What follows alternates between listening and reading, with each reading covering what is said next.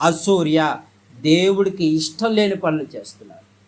అందుకే దేవుని కోపం రగులుతుంది. ఏమంటుంది? అందుకే దేవుని వాక్యంలో ఏమని రాయబడిందంటే, అలాగనే ప్రతి మంచి చెట్టు ఫలములను ఫలించును, పలికి మాలిన చెట్టు కాని ఫలము ఫలించును. ఏం జరుగుతుందంటే ఫలించుట చాలా విలువైనది ఈ మాట, ఫలించుట. ఇప్పుడు ఫలితం లేకుండా పోతుంది, ఎక్కడ చూసినా ఫలింపు అనేది లేకుండా పోయింది. నువ్వు మార్చి నీ కుటుంబాన్ని మార్చలేకపోతున్నావు. కారణం ఏంటంటే చీకటి బ్రతుకులు ఎక్కువైపోయింది. దేవుని మాటల కన్నా లోక మాటలు ఎక్కువ. దేవుడితో గడపాలన్న ఆలోచన కన్నా సాతానుతో గడపాలన్న ఆలోచనలు ఎక్కువైపోయినాయి. అందుకే ఈ రోజున ఏమైపోతున్నారంటే పతనం అయిపోతున్నారు. దేవుని మాట విని బాగుపడాల్సిన వీరు సాతాను చేతిలో చిక్కుపోతున్నారు, నలిగిపోతున్నారు. ఏది నిజము ఏది అబద్ధము అన్న తెలియక అల్లాడిపోతున్నారు. కారణం ఏంటంటే వీళ్ళు ఎక్కువగా ఎవరితో సావాసం చేస్తున్నారు? సైతానుతో సావాసం. దేవుని స్వరూపంలో ఉన్న పిల్లలు ఎవరితో సావాసం చేయాలి? సైతానుతో కాదు సావాసం చేయాల్సింది, దేవుడితో సావాసం చేయాలి, దేవుడితో గడపాలి, దేవుడితో ప్రతి నిమిషము ప్రతి బాధ దేవుడికి చెప్పుకోవాలి, ప్రతి కష్టము దేవుడికి చెప్పుకోవాలి. కానీ వీళ్ళు ఏం చేస్తారంటే మనుషులకు చెప్తా ఉంటారు. వారు మన మధ్య ఏం చేస్తారంటే నటిస్తారంటే, అయ్యో ఇలాంటి కష్టం వచ్చిందా, దేవుడు నిన్ను కాపాడుతాడే అని చెప్పి నీ గురించి చెడుగా చెప్పే వాళ్ళకి చెప్తూ ఉంటారు. అర్థమవుతుందా? నీవు మనుషులకు చెప్తావు, వాళ్ళేమో నీ జీవితాన్ని అంతా కాల్చి వేస్తూ ఉంటారు, నలుగురికి చెప్తారు, ఇదిగో పలానా తప్పు చేసిందంట అందుకే దేవుడు శిక్షించాడు. కానీ దేవుడు ఎవ్వరికీ చెప్పడు. నీ బాధనంతటా ఆయన చూసి అందులో నుంచి విడిపించే దేవుడు. ఎవరో విడిపించే దేవుడు, నీకున్న కష్టాల నుండి విడిపించే దేవుడు, నిన్ను బాధ పెట్టే దేవుడు కాదైనా, నీ బ్రతుకును మార్చగలిగే దేవుడు. అలాంటి బ్రతుకు మార్చే దేవుడు కావాలా, మనుషులు కావాలా? ఒక్కసారి ఆలోచన చేసుకోమంటున్నారు.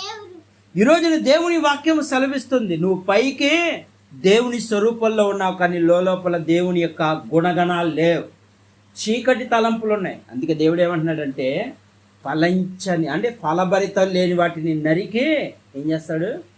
అగ్నిగుండాల్లో వేసేస్తున్నాడు. ఏం చేస్తున్నాడు? దేవుని కోపం రగిలిపోతాడు. నా పిల్లలు నా మాట వినాల్సింది పోయి సైతాను మాట విని ఏమైపోతున్నాడంటే దేవునికి కోపం రగిలిచ్చేస్తున్నాడు. అందుకే ఏమవుతున్నాడంటే ఇక్కడ మంచి ఫలములు ఫలింపని ప్రతి చెట్టు నరకబడి అగ్నిలో వేయబడింది. ఏమైపోతున్నారు? నరకబడి అంటే నరహంతకులుగా తయారవుతున్నారు.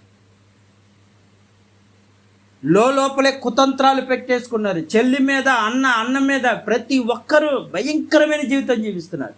ఇప్పుడు వార్తల్లో ఎక్కడ చూసినా ఇదే పరిస్థితి. ఆస్తి కోసం కన్న కొడుకునే చంపేశాడని, కన్న తండ్రిని కొడుకుని చంపేశాడని ఎప్పుడూ వినలేని ఆశ్చర్యమైన మాటలు జరుగుతున్నాయి. ఎందుకు వాళ్ళు చచ్చిపోతున్నారు, ఎందుకు చంపుకుంటున్నారు అంటే వాళ్ళకి దేవుడు అంటే భయం లేదు. వాళ్ళ సావాసం సాతానుతో. మైకల్ జాక్సన్ అనే వ్యక్తి ఉన్నాడంట.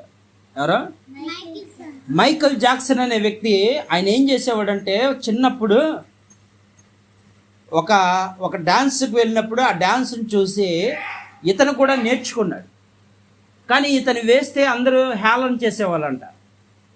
ఏంటి హేళన, ఎందుకు హేళన చేస్తున్నావని ప్రతి ఒక్కరు హేళన చేసేవాళ్ళంట మైకల్ జాక్సన్. ఆ మైకల్ జాక్సన్ ఎప్పుడైతే హేళన చేయడం మొదలు పెట్టారో అతను కృంగిపోయాడంట. కృంగిపోతున్న సమయంలో అక్కడికి ఎవరొచ్చారు? సాతానుగాడు వచ్చాడు. ఏమొచ్చాడు? సైతానుగాడు వచ్చి, నీవు 30 సంవత్సరాల్లో నీ ఆత్మ నాకు ఇస్తే, అంటే నీ ఆత్మ నాకు ఇస్తే 30 సంవత్సరాల్లో నేను మంచి డెవలప్ చేస్తానన్నాడు. ఏం చేస్తా అన్నాడు? ఎప్పుడైతే ఈ ఆత్మను ఎవరికి ఇవ్వాలి? దేవుడికి ఇవ్వాల్సింది పోయి బాండ్ రాశాడంట. ఇలా చాలామంది సెలబ్రిటీలు ఉన్నారు. తక్కువ వయసులోనే నా ఆత్మను సాతానుకు అప్పచెప్తున్నానని చెప్పి ఒక లేఖనాలు రాశారంట ఒక్కొక్కరు. ఒక బాండింగ్ రాశారంట. కరెక్ట్గా 30 సంవత్సరాలు వచ్చేసరికి ఏమైపోయాడు మైకేల్ జాక్సన్? చనిపోయాడు. అంటే ఏం చేశాడు? ఇప్పుడు దాకా సాతాను చేతిలో వాడబడ్డాడు. మైకేల్ జాక్సనే కానీ చాలామంది సెలబ్రిటీలు సాతానికి ఏమి ఇచ్చేశారంటే చెయ్యి ఇచ్చేశారు, ఆత్మనిచ్చేశారు. నీ ఆత్మ నాకు డబ్బు ఏమి అవసరం లేదు, నీ ఆత్మ నాకు ఇస్తానని 30 సంవత్సరాల్లో నీకు ఆత్మని ఇస్తానని చెప్పి నువ్వు బాండ్ అని ఒక బాండ్ తీసుకున్నాడు. అప్పుడు ఏమయ్యాడు మైకేల్ జాక్సన్? ప్రపంచంలోనే పాపులర్ సింగర్ అయ్యాడు. మంచి ఆయన ఒకప్పుడు ఎంతమంది హేళన చేశారు, గొప్పగా సంపాదించేశాడు. ఆఖరికి ఏమైపోయాడు? 30 సంవత్సరాలు ప్రాణం కోల్పోయాడు. ఈరోజు అదే జరుగుతుంది. సాతాను ఏం చేస్తున్నాడంటే ఎవరిని నలకొట్టి చితక్కొట్టి వాడిని ఏం చేయాలని అనుకుంటున్నాడు? వాడు ఆత్మను లాగేసుకోవాలనుకుంటున్నాడు. వాడు ఆత్మను నరకానికి నేను అనటమే కాదు, దేవుని స్వరూపంలో ఉన్న పిల్లలందరినీ నరకానికి తీసుకెళ్ళిపోవడానికి పన్నాగాలు జరుగుతున్నాయి. దేవుణ్ణి ఎదిరించే శక్తి వాడికి లేదు, కానీ దేవుని ఏడిపించే విధానం వాడికి తెలుసు. దేవుడు ఎప్పుడు ఏడుస్తాడు? తన పిల్లలు తన మాట విన్నప్పుడు బాధపడతాడు.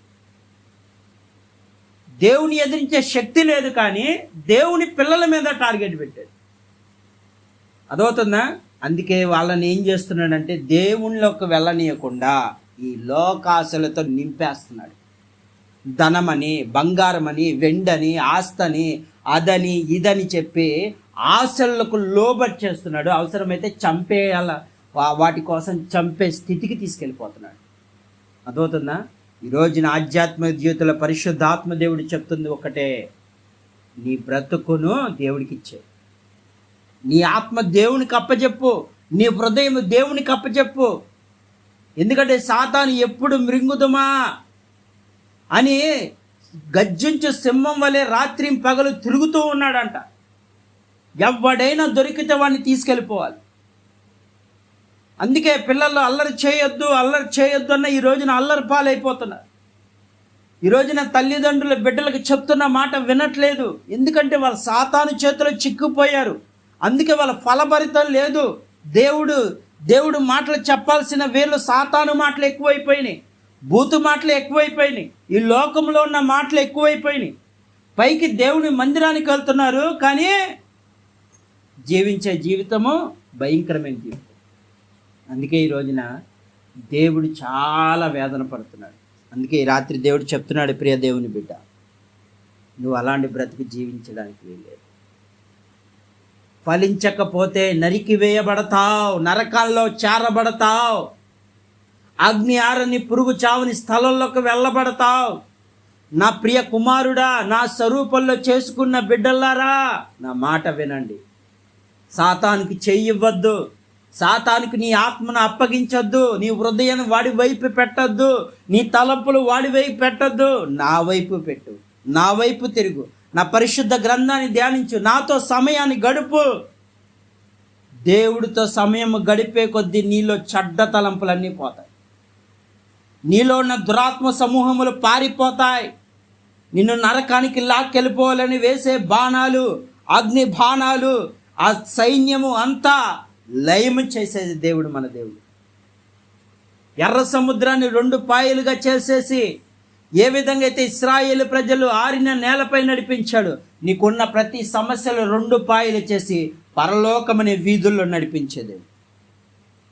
పరలోకములో బంగారు వీధుల్లో నడిపించే దేవుడు మన దేవుడు. ఈ రాత్రి పరిశుద్ధాత్మ దేవుడు నీతో నాతో మాట్లాడుతుంది ఏమంటే, నువ్వు ఫలించలేకపోతే నరక పాలైపోతావు. నువ్వు నరకంలోకి వెళ్ళటం నాకు ఇష్టం లేదు. ఒక్క ఆత్మ నశించిపోవటం, ఒక్క ఆత్మ నరకపాలు కావటం దేవుడికి ఇష్టం లేదు. కనుక ఈ రాత్రి దేవుడు నీతోనే మాట్లాడుతున్నాడు. ప్రియ దేవుని బిడ్డ, వాక్యం వింటున్న నీవు వాక్యాన్ని విని విడిచిపెట్టేవాడుగా కాక వాక్యానుసారంగా జీవించు. నీ హృదయాన్ని ఒక్కసారి తట్టు, నీ తలంపులో ఒకసారి ఆలోచన చేయి. నువ్వు దేవుళ్ళో ఉంటున్నావో లేక సైతాను చేతిలో ఉంటున్నావో పరిశీలించు. ఈ రాత్రి పశ్చాత్తాపడు, దేవుణ్ణి అడుగు, అయ్యా నాకున్న బంధకాలు ఏవైతే ఉన్నాయో, నన్ను పట్టి పీడించి నీ నుండి దూరం చేసే సైతాను తలంపులు ఏవైతే ఉన్నాయో నన్ను నుండి దూరం చేయి. నీతో సమయం గడిపే మనసు దయచేయి. 1 గంటైనా నీతో గడిపే మనసు నాకు దయచేయి అని ఈ రాత్రి నువ్వు కన్నీటితో దేవుణ్ణి అడిగితే ఆయన నీ దగ్గరకు దిగి వచ్చేస్తాడు. ఆయన నీ ముందే నిలబడతాడు. నీకు విరోధముగా ఉన్న ప్రతి ఆయుధాన్ని వర్ధిల్లింప చేయడు.